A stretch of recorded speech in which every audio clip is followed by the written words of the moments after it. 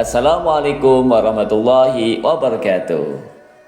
Halo teman-teman, kembali lagi bersama kami kelompok 3 calon guru penggerak angkatan 10 Kabupaten Klaten. Pada kesempatan kali ini kami akan memaparkan tentang ruang kolaborasi modul 2.1 pembelajaran berdiferensiasi. Untuk anggota kelompok 3 ini, 1. Ibu Febri Ria Hastuti, 2. Muhammad Murtado, 3. Risa Audinitami Putri, 4. Zulfianto. Mari kita jawab untuk situasi 2 kelas SD. Di sini saya akan memaparkan singkat tentang situasi yang dilakukan oleh Pak Dermawan selaku guru sekolah dasar. Sumber daya belajar yang disiapkan oleh Pak Dermawan adalah 1. Sebuah poster, 2. Berbagai bacaan yang membuat pembahasan tentang bagaimana organ pencernaan, sebagainya. Yang dilakukan selanjutnya, Pak Dermawan melakukan awal pembelajaran dengan menjelaskan kepada semua peserta didik, kemudian meminta murid-murid mulai bekerja dalam kelompok, dan kemudian Pak Dermawan menjelaskan kepada murid 1 minggu tersebut dan mempunyai target untuk menyelesaikan kegiatan yang telah disiapkan oleh Pak Dermawan. Untuk situasi yang ke-9 adalah selama proses yang dilakukan, kegiatan yang dilakukan oleh anak-anak, Pak Dermawan melakukan atau memastikan untuk mengobservasi dan memantau pemahaman murid-muridnya. Selanjutnya, Pak Dermawan juga melakukan penilaian pengetahuan sejauh mana murid-murid memahami materi tersebut. Dengan apa? Ya, dengan berbagai pertanyaan. Pertama, dari skenario pembelajaran yang telah ditelaah, apakah kebutuhan belajar murid yang berusaha dipenuhi oleh guru tersebut? Bagaimana cara guru tersebut menentukan kebutuhan belajar muridnya? Jawab. 1.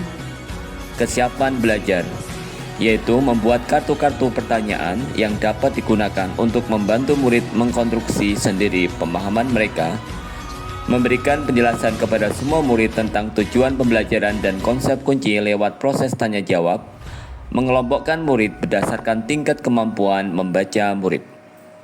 2. Minat belajar, menyiapkan berbagai macam sumber belajar, yaitu poster, diagram organ pencernaan, buku bacaan dengan tingkat kesulitan yang berbeda, artikel, komik sains, video singkat organ pencernaan, kartu pencernaan. 3. Profil belajar. Pak Dermawan memfasilitasi gaya belajar siswa yang beragam, yaitu visual, auditori, dan kinestetik. Visual, mengamati poster, membaca buku bacaan, komik, melihat gambar, menonton video. Untuk auditori, mendengarkan materi yang disampaikan oleh Pak Dermawan. Kinestetik, mewawancarai petugas UKS. Untuk jawaban yang kedua, strategi pembelajaran berdiferensiasi apa yang digunakan?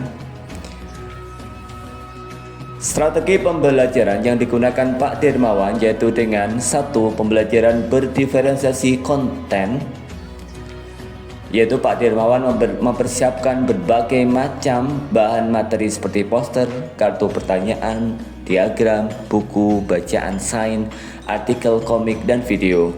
Yang 2. Pembelajaran berdiferensiasi proses, yaitu memberikan penjelasan, mengelompokkan murid berdasarkan kemampuan membaca murid.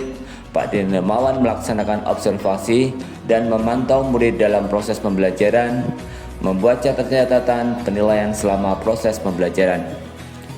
Yang ketiga, pembelajaran berdiferensiasi produk, yaitu menilai variasi hasil kerja tiap kelompok murid. Misalnya, murid membuat dan menjelaskan alur pencernaan dalam diagram alur sederhana, membuat cerita narasi tentang alur perencanaan dan kosakata lebih variatif, cerita kreatif dan perspektif seorang makanan yang menarasikan alur pencernaan dan kosakata yang lebih sulit. Untuk jawaban nomor 3, bagaimana guru tersebut melakukan penilaian? Pak Dermawan melakukan penilaian untuk mengetahui sejauh mana murid-muridnya memahami materi tersebut. Ia kemudian membuat penilaian berjenjang atau tier assessment, di mana murid-murid yang berkemampuannya kurang, ia menugaskan mereka untuk menjelaskan alur pencernaan dalam sebuah diagram alur sederhana. Untuk murid-murid yang kemampuannya sedang, ia meminta mereka membuat sebuah cerita narasi tentang alur pencernaan dengan kosakata yang lebih bervariatif.